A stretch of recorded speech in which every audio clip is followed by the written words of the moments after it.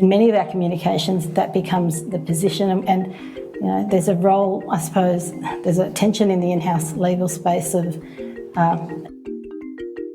it became an entrenched view. I think on reflection we shifted from not being certain to being quite certain that this was okay, and that became, as I said, an entrenched view. On reflection, I think we stopped going back to threshold questions because that became the accepted view. Welcome to the Westminster tradition, where we are unpacking lessons for the public service, starting with the Robodebt Royal Commission. My name is Alison Lloyd-Wright, and I'm here with my fellow South Australian public servant, Caroline Crozabarlo. Hello, Alison. And recovering public servant, Danielle Elston. Hello, Alison. This episode, we're going to talk about how lawyers in the Commonwealth Government knew and somehow simultaneously didn't know that Robodebt was illegal long before the federal court settlement at the end of 2019. So, Caroline, can you tell us a bit about the legal aspects here? How did the government lawyers ignore the signs of illegality of this program? Well, I think one of the things that you can tell surprises both the Royal Commissioner and the counsel assisting most is how hard government lawyers seem to look away from the question of legality. Like the Royal Commissioner has said on many occasions, did anyone look at the Act? Like she's really bemused by it. Look, this is some of the best evidence to watch, if you ask me, only because like they're really in her patch there and the KC's patch. And that's where the faces are going. Yes. And they start each one with kind of like, and where did you go to law school? Yes. And when did you graduate? Yes. And don't you remember that this person wrote the constitutional law textbook? Right? Exactly. Oh my God, that question 4 times every witness. Royal Commissions are legal processes, but they're usually inquiring into how child protection works or how a disability system works, or in this case, how social welfare works and doesn't work. And it's the bit that most interests the Royal Commissioner and the KCs is the bit where we get to the legal advice. And to me, the bit where they were most shocked. Yeah. And confused, because you don't become a Royal Commissioner, a judge and a KC by being kind of fast and loose with your details. Yes. And what I saw was like a completely confounded face as to how this process that you're about to outline could possibly happen. The Commissioner gives great face. Yes, just superb. And I think, you know, the best example is that there was a bunch of DHS lawyers who went to an administrative law conference in July 2017 where Peter Hanks, QC, then, now KC, which they always make a point and a gag about, which is itself like so nerdy and lawyerly, but anyway, gives a presentation about what he suggests is the unlawfulness of Robodebt and that someone needs to bring a test case, right? And every time the Commissioner asks, are you aware that Peter Hanks KC wrote the constitutional law textbook that you know, and all the time the lawyers are kind of like, oh, yeah, I kind of knew, kind of thought they were a thing. But what's so interesting is they hear this, you know, illustrious legal brain on constitutional law talking about how it's illegal, and the kind of senior leadership who are in the room at the conference, they are live tweeting it back to their bosses via email, saying things like, this might come up in the media. Interesting. That's what they thought the takeaway was? 100% that's what the takeaway was. The takeaway was, we've heard this before, but it might reactivate the interest of ACOS and similar in prosecuting the case through the media. Or the eminent lawyer might be correct and we should get in a room and have a look at it. But do they, or do they just go back to their day jobs? Yeah, so the seniors, they go and compile some talking points. So they do some thinking, some what you might call bush lawyer thinking. They're like, oh, well, he says X and we know it's X plus 0.1 and so therefore it's not right, you know. So they do this kind of bush lawyer response to it.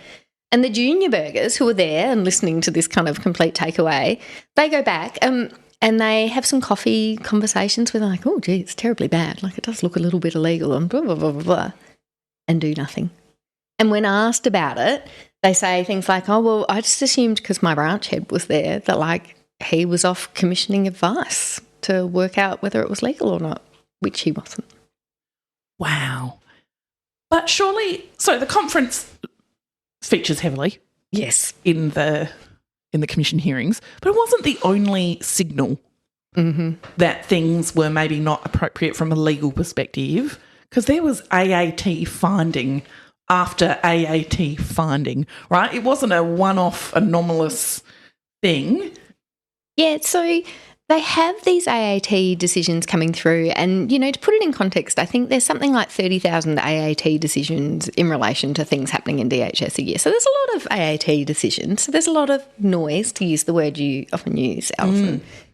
But some of these, every single case is looked at by a lawyer in the department, right? So DHS gets a finding made against it by an AAT tribunal. A lawyer looks at it. And then what? Indeed. So turns out some of those lawyers are seconded lawyers. So they're not even like proper public service lawyers. They're private lawyers who are, you know, because of the FTE cap in government, they're private lawyers who are seconded in to do work. So they look at it and they have to fill out this form called an AFAR. And the AFAR says, you know, does this AAT raise are they wrong in the law? That's one of the kind of tick boxes that they have to tick. You know, did the AAT decision get something wrong that we should go and test? Should we appeal it because they erred? Yeah, right. So they all see these things saying where the AAT says it's unlawful to Robodebt, and these lawyers all tick the box saying, no, we shouldn't appeal it because they didn't err. If they didn't err, Caroline, then the department. Who's reading these ticker boxes? And is someone sometimes suspicious of an industry of reporting in government and creating, you know, volumes of reports as to how many kilometres a fleet car's driven and how many mobile phones there are, and it would appear to me like this would have been the perfect what's the bigger picture, not the what's the 30,000 AFARs telling us, because we had 30,000 scraps of paper with a box ticks or a not box ticks. I didn't see, I could be wrong, any evidence where they got a map of that. Where, and I'm making this up, it's a hypothetical, but where they were told that, you know, unemployment reviews have gone from this X thousand to this thousand, and 2 years ago this many were upheld and now this many were upheld, and I saw no evidence of that. No evidence of that. Someone, you know, one enterprising assistant secretary talks about how she started kind of informally compiling some of that, you know. A cumulative sense of everything that was going on. Exactly that. So in the middle of it, like not kind of having a bird's eye view, kind of in the middle of it started kind of saying, oh, this is the second or the third one of these that I've seen. So they do a little bit of it, but it's anecdata and out of process. So it doesn't feel real, I think. And then to your point, Danielle, just thinking about the endless reporting, and I know you've told me before about a great story about reporting that went from a fax machine into a box underneath the fax machine that could have looked like a... Yeah, and I'd love to tell you that story's from 1978, but it's not. Because one of the things they talk about here is the DHS lawyers, who are the ones responsible for looking for the AAT. They say, well, every time there was something significant, we flicked it off to the DSS mailbox. Now, I have not seen any evidence of anyone monitoring that DSS mailbox, so I am not convinced that anyone actually looks at that mailbox. The Gremlins were really having a good read of the assessments of some probably terribly well-paid lawyers, and then the Gremlins were deciding to auto-file into the folder called, you know... Archive. Yeah. Yeah, I think so. AFAR Archive. Absolutely. And even when people were putting a bit more thought into it, you know, one of the AFARs that is read out loud into the evidence is one where, and again, I think it was a seconded lawyer said, well, Robodebt is really controversial at the moment and taking up a lot of media attention. And this AAT decision raises really fundamental questions about the legality of the thing, so we shouldn't appeal it because it might be really controversial and expose problems with the legality of the thing. Ooh. You've got me. Like, honestly, Yeah. I just... this part of the story, I just end up going, I don't know what you can say about that. And the commissioner, it's your duty as a lawyer versus your duty as not versus, but potentially in conflict with your duty as a public servant. I think the commissioner finds this, like the way she responds to this, where she's like lawyer first every time. Not sure that that's right either, but yeah, I find it really hard to understand how lots of people are going, not sure. Flags are just flying everywhere. Red flags are popping up everywhere, and everyone seems to have this view of someone else is going to do something about this, aren't they? Yes. I'm not going to put myself at any personal risk. Yeah. I won't back my own legal expertise in this at all. Yes. I won't investigate. I won't use my legal expertise to ask questions and be curious. Yep. I'm going to assume that there's so many of us lawyers. Yes. Someone will do something. It's like it's like bystander syndrome. It is a real bystander We're all syndrome. walking past this massive car accident going, oh, there's bound to be, oh, well, I won't stop. I'll just get in the way. Someone else will turn up soon and resuscitate that person. Like, Well, and I think there's also something, and, I think, Alison, are you the only one who completed your law degree? Did you finish one off, Dee? only a halfer. Yeah. 3/4. I'm more of a bush lawyer Never than you, admitted lady. to practice though. Excellent. So between us, we are almost Maybe a proper grown-up. We all know how to enrol in a law degree. Alison knows how to complete one. tick. In fairness, ANU graduated me even though I hadn't finished that law degree. But anyway, we'll leave that for another time. But there is something about the way that legal practice is a case-by-case proposition, and I think that really shows up in the way that the lawyers approach this. They look at every individual case as a kind of individual thing, and they don't look for the systemic pattern. And I think so there's part of that is lack of bravery, but I think there's also part of that is the professional practice and how you go about it. And also the clash and coalescing.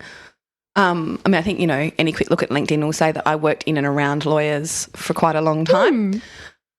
And there is legal training and then there is public sector training. I think this is a problem across the board where we enter a public service as a teacher, a scientist, a lawyer, a water scientist, all sorts of things, a social worker.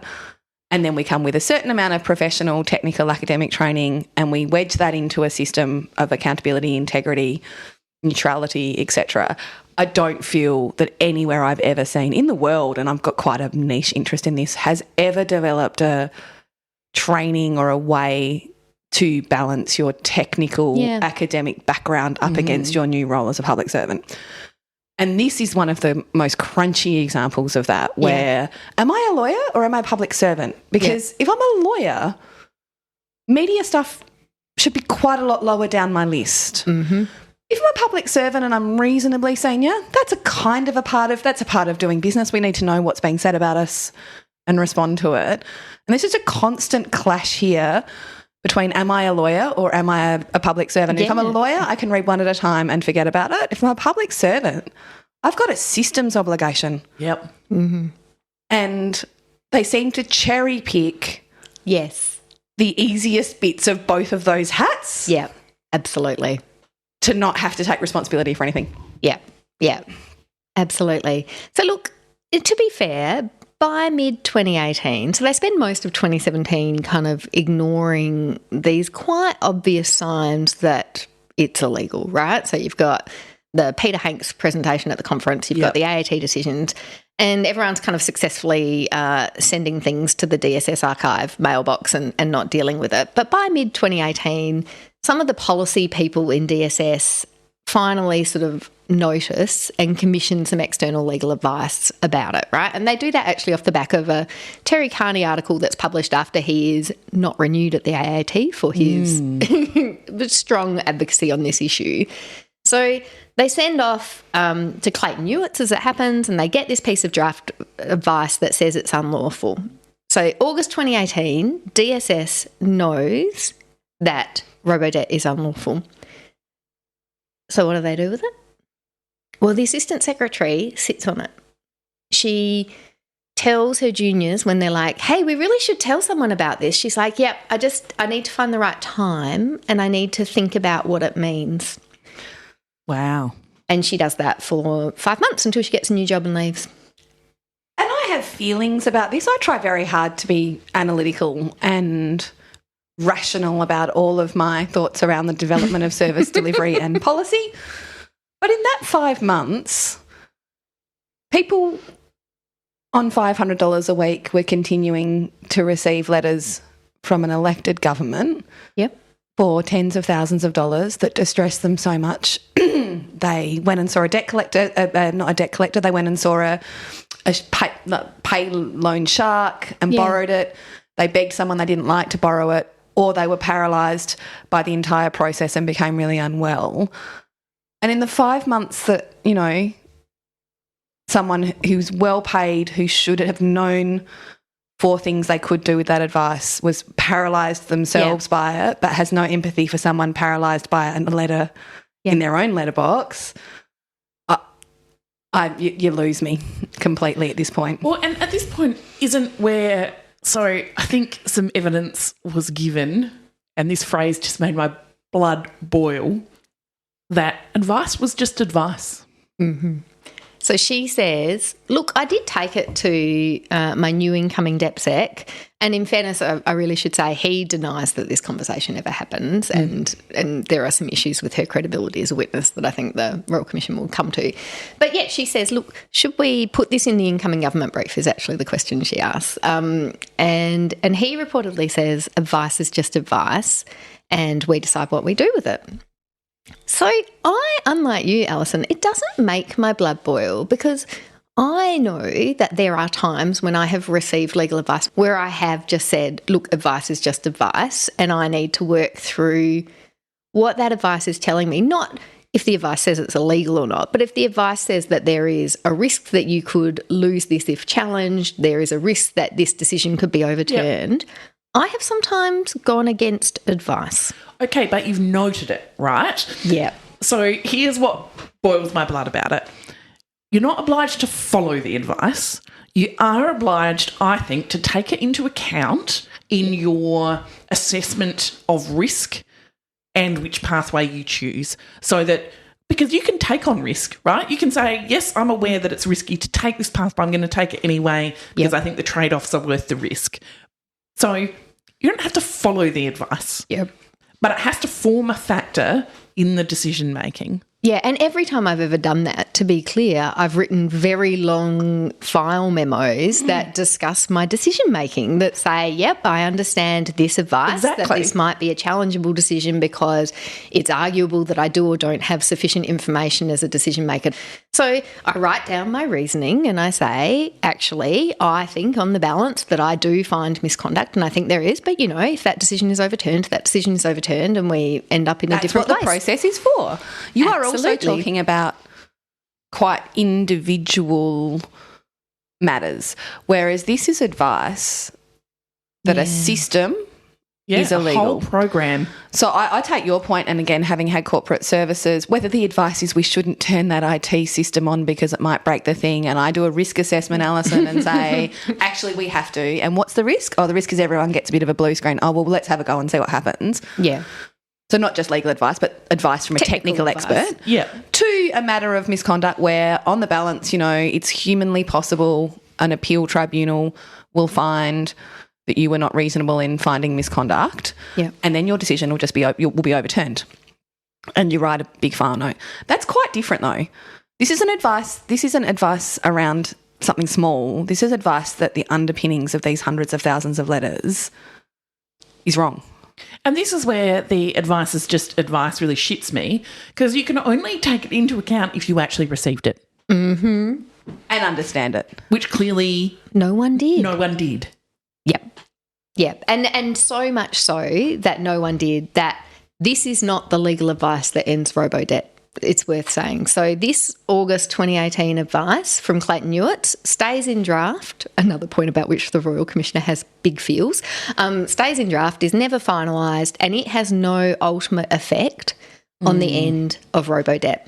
It is worth saying, just by the by, that Catherine Campbell had moved to be the Secretary of DSS in September 2017, and so I do have some sympathy that maybe the leadership in DSS may not have been as supportive of hearing the bad news. But so this is like a dead end. They know it's illegal in DSS and they do nothing about it from August 2018.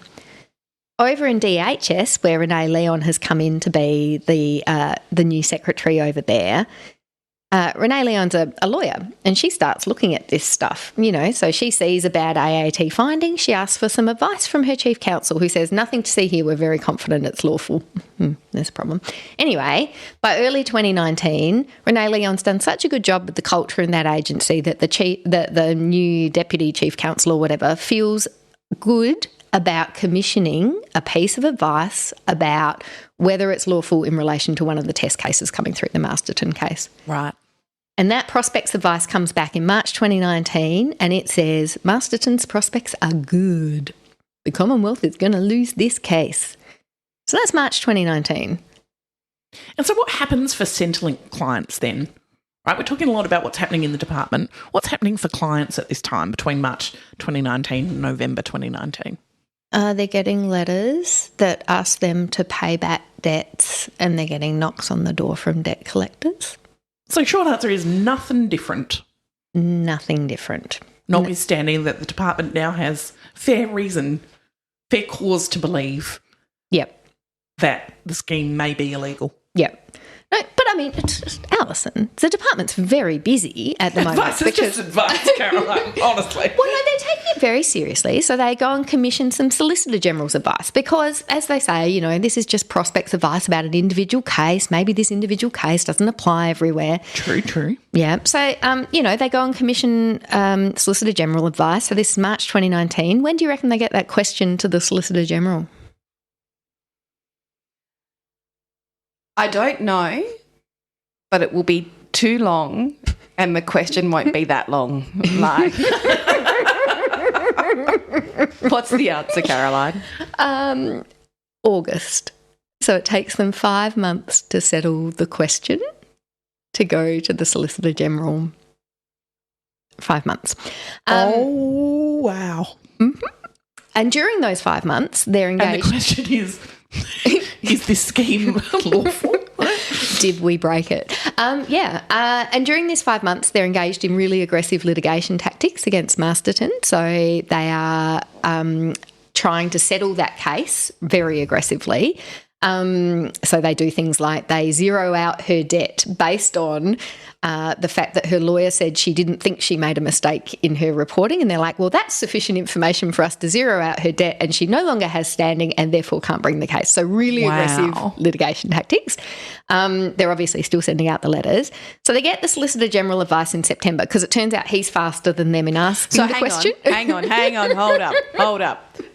So took the department 5 months to write probably a couple of paragraphs to the effect of, is this lawful? Yep. But it took the Solicitor General 4 weeks to assess. Pretty speedy, all things considered. Yeah. Well, firstly, that shocks me in itself. But also to assess 5 years of this program, 4 years of this program. Multiple AAT findings. Well, because it turns out it was really unlawful, right? Like, But it's also really maybe easy they on didn't the need face to do of all the of that ledge. because the Social Security Act says You can't do it. your income is reported fortnightly and that is how this is done. And then they looked at the 2-line thing as to how Robodebt works. We'll take the ATO, we'll divide it by 26 and then we'll just assume you've got a debt. I mean, maybe he did it via text message.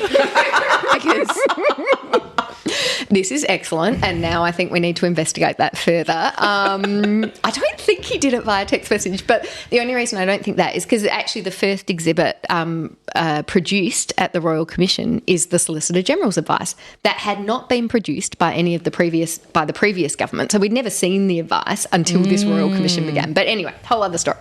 So they get the advice in September. Do they end Robodebt then?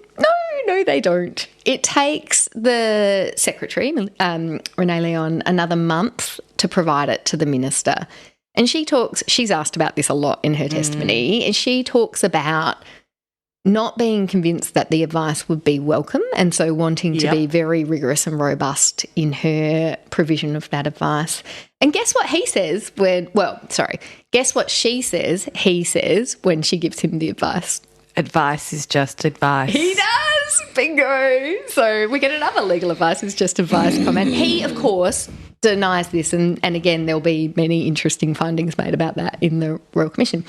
But he does eventually call a cabinet meeting, and they do actually end the program in November 2019. So From March to 2019, they know it's illegal and they keep on going. And so I guess there's a really tricky question there, because I feel like I've been in that same position before where I had some really bad news to give. You've got to give it in a timely way, but sometimes you've got to really scaffold that advice with making sure that you have every bit of Absolutely. evidence or... Yeah, because what we've heard throughout this whole story is that humans are disinclined to believe things that cut against what they believe, right? Like, it's really hard to convince a human that, you know, they've got the wrong, like, we know all of this about anti-vaxxers and whatever.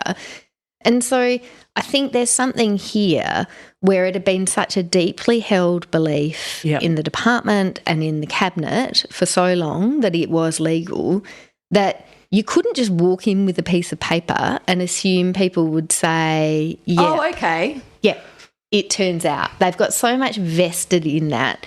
So I can see... And not just vested in the legality, but vested in the program and what it means for their style of government. And Not to mention they'd been on radio and television for years saying, no, you're wrong. It's completely legal. Nothing to see here. Yeah, not only completely legal, morally good, because we are being a tough welfare cop on the beat and we are keeping the integrity of our welfare system sound. So, like, You were rug pulling on them in a... I mean, that 4 weeks, I mean, Renee Leon's evidence talks about why it took her that long, and that same thing you're talking about, Alison, which is if you're going to go in and tell Cabinet that they've been on radio for years, not knowingly lying for some of them, but have been given bad information and have been saying the wrong thing, you want to be pretty damn sure you've got all your ducks in a row. absolutely. Even still, every day after that Clayton Utz advice it's a travesty. is a travesty of how we go about these things. And I will just, you know, we did shut the economy in 4 days to save ourselves from a virus. Yeah. I don't believe the answer to everything is slow.